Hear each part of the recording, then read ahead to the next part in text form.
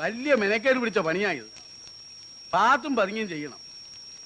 ഒരു നെല്ലടയ്ക്ക് വ്യത്യാസം വന്നാലോ കാശിന് കൊള്ളത്തില്ല. ഞാൻ നിർത്തിയതാ ഈ പണി. നിങ്ങളൊക്കെ ജയിലിൽ പോയ പിന്നീട് വേറെ ആർക്കും ചെയ്തു കൊടുത്തിട്ടില്ല. വയസ്സുകാലത്ത് പോലീസിന്റെ അടികൊള്ളാൻ വയ്യ. ഇത് പിന്നെ അരിയാരിക്കാൻ നിർബന്ധിച്ചുകൊണ്ട് ചെയ്തെന്നേ ഉള്ളൂ. പിന്നെ എന്തു വന്നാലും നിങ്ങൾ എന്നെ ചതിക്കില്ലെന്ന് ഉറപ്പുണ്ട്.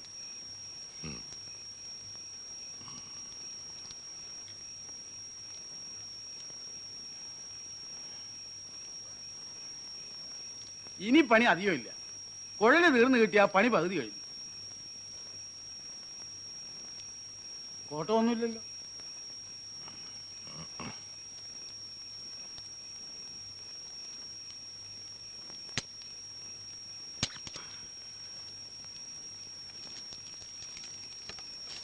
ഇതാ ഇത് 235 ഉണ്ട്. ഇപ്പൊ മൊത്തം 4335. ഇങ്ങനെ 100, 200, 300 അല്ലാതെ ഒരുമിച്ച് കൈ കിട്ടിയിരുന്നെങ്കിൽ എന്തെങ്കിലും ഉപകാരത്തിനുണ്ടായിരുന്നു. പണ്ട് ഒരുപാട് തന്നിട്ടില്ലേ കൈ നിറച്ച്. പറഞ്ഞതും പറഞ്ഞതിന്റെ ഇരട്ടിയും. ഇപ്പോ നിവൃത്തിയില്ല. ലോട്ടറി വിറ്റുണ്ടാക്കണ കാശ. പട്ടിണി കിടന്നിട്ടാണെങ്കിലും പറഞ്ഞ കാശ് തരും, കൈ കിട്ടണ പോലെ. ഇങ്ങനെ പട്ടിണി കിടന്നും കഷ്ടപ്പെട്ടും എന്തിനാക്കാ ഈ തോക്കുണ്ടാക്കുന്നത്? ആയ കാലത്ത് കൊന്നും കൊലവിളിയും നടത്തി കുടുംബം പോയി. 12 കൊല്ലം ജയിലിൽ കിടന്നു. ഇപ്പൊ ഈ മരിക്കാൻ കാലത്ത് എന്താ ഇതിന്റെ ആവശ്യം? കഴിഞ്ഞിട്ടില്ല രാമ, ഒന്നൂടുണ്ട് ബാക്കി. തായ് വേര് വരെ ഇറക്കും, എന്നിട്ടേ ചാകൂ.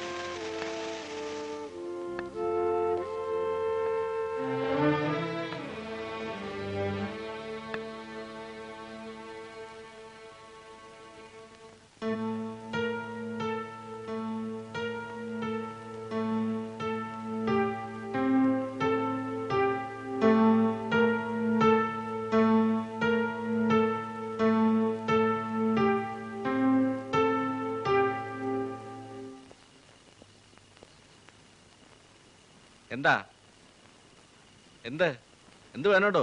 നിന്റെ തല. എന്ത് തല? തല മാറ് മാറ്, മുതലാളി വരുന്നു. ആ മാറ്, മാറിക്കോടോ.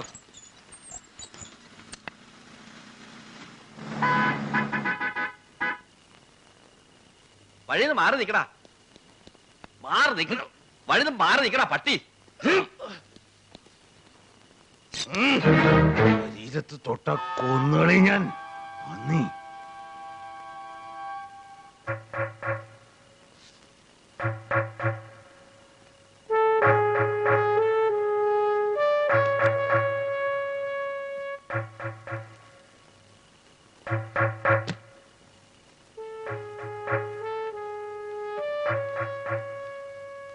എന്താണിക്ക, എന്താ പ്രശ്നം? മാറിത്തരും, പിടിച്ചു മാറ്റരുത്. താനകത്ത് പോടോ. അതിനും മാത്രം ഒന്നും ഉണ്ടായില്ലല്ലോ. വാ, വന്ന ചോദിക്കട്ടെ, ഇക്ക എന്തിനാ വന്നത്? എന്നെ കാണാനാണോ? ജയിലിൽ നിന്ന് ഇറങ്ങിയിട്ട് 2 വർഷം കഴിഞ്ഞു, ഇന്ന് വരെ വന്നിട്ടില്ല. പിന്നെ ഇന്നോ എന്റെ പട്ടി വരും. ഇക്ക ആകെ പരിഭവിച്ചിരിക്കുക. ഇതാ ഇത് വെച്ചോളൂ. അലിയാർ പിച്ച വാങ്ങിയിട്ടില്ല, കൊടുത്തിട്ടേ ഉള്ളൂ. 12 വർഷം കിടന്ന് ജയിലില്. 14 വർഷമായിട്ട് എന്റെ കുട്ടികൾ കിടക്കുന്നു. ഒന്ന് വന്ന് കണ്ടിരുന്നെങ്കിൽ, ഒരു പൊതി ബീഡി വാങ്ങി തന്നിരുന്നെങ്കിൽ ഇതിനേക്കാൾ 1000 മടങ്ങ് വിലയുണ്ടായനെ. തെറ്റ് ഞാൻ സമ്മതിക്കുന്നു. പക്ഷെ ഒരു കാര്യമൊക്കെ മനസ്സിലാക്കണം. നേരിട്ട് വന്ന് കാണാനും ബന്ധപ്പെടാനും പഴയ നിലയല്ല എന്റേത്. ഞാനൊരു MLA. എനിക്ക് പാർട്ടിയിൽ ക്ലീൻ ഇമേജാ. ഇമേജ്?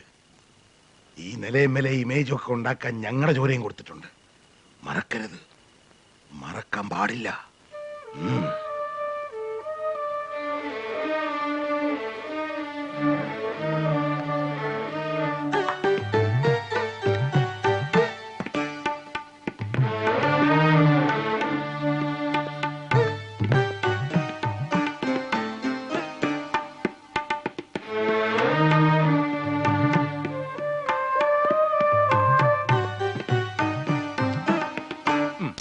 അയ്യോ ബാബ, കൊലച്ചതിയാണല്ലോ ചെയ്തത്.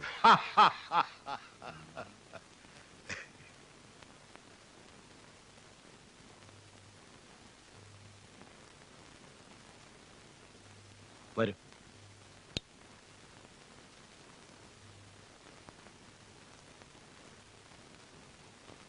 ബാബ, ഞാൻ ഇന്നലെ പറഞ്ഞയാള് ജോർജ് മാത്യു.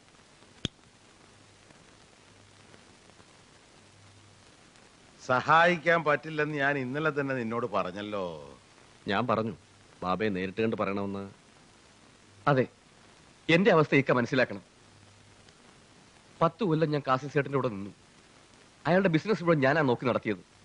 എനിക്കും എന്റേതായ ഒരു നിലനിൽപ്പ് വേണ്ടേ? അതുകൊണ്ട് ഞാൻ സ്വന്തമായി തുടങ്ങാൻ തീരുമാനിച്ചത്. അത് തെറ്റാണോ ഇക്ക? കാസിം സേട്ട് എന്നെ കൊല്ലും. എന്നെ രക്ഷിക്കണം. കാലി പിടിക്കാൻ ഞാൻ.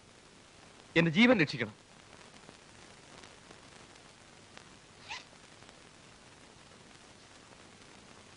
ഇതിരിക്കട്ടെ, ഏത് വ്യവസ്ഥയ്ക്കും ഞാൻ തയ്യാറാണ്. നിന്റെ പേരെന്താണെന്നാ പറഞ്ഞേ? ജോർജ് മാത്യു. എന്നെ നിലനിർത്തിയാൽ ചോദിക്കുന്ന എന്തും തരും. നിനക്ക് നേരിട്ട് സ്വർണം കിട്ടുമോ? കിട്ടും. എത്ര സ്വർണം വേണമെങ്കിലും എനിക്ക് എത്തിച്ചേരാൻ ആളുണ്ട്. ബാക്കി എല്ലാ സെറ്റപ്പും ഞാൻ ഉണ്ടായിക്കൊള്ളാം. ഇക്ക എന്റെ ജീവൻ രക്ഷിച്ചാൽ മതി. എന്തു പറയുന്നു രാമയ്യൻ? ഒറ്റയ്ക്ക് നടത്താൻ കഴിവുണ്ടെങ്കിൽ നടത്തട്ടല്ലേ? നമ്മുടെ ചേരിയിലെ കുറെ പാവങ്ങൾക്ക് എന്തെങ്കിലുമൊക്കെ തൊഴിലും കിട്ടുമല്ലോ. അതെ ബാബ. ഹംസ, തൽക്കാലം നമ്മുടെ ഏതെങ്കിലും വീട്ടിൽ കൂട്ടട്ടെ. വേണ്ട സഹായമൊക്കെ ചേർക്കാൻ നമ്മുടെ ആളുകളോട് പറയണം. ശരി ബാബ. പൊയ്ക്കോ. ഇനി കാസിം സേട്ട് നിന്നെ തൊടില്ല.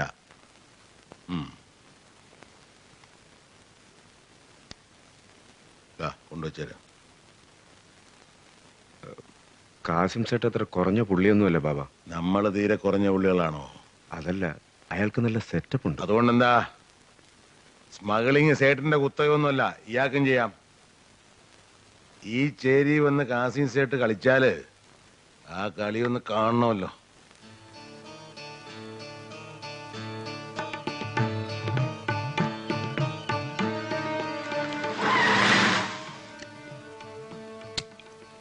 ബാബ, കാസിം സേട്ട്.